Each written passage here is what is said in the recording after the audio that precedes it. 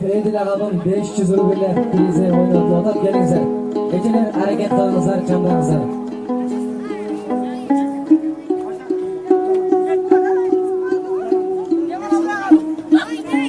Bu yerde oynap çıkın. Calan, Şaş, kızlar, ballar.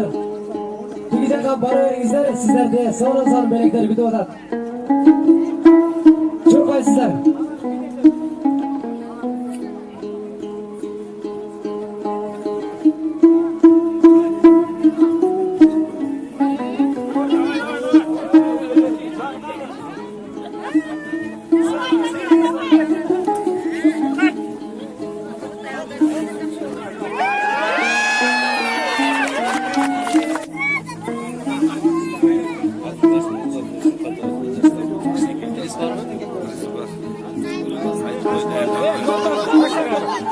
Çıkma bakalım, karmak duruyoruz. İskerti koysam.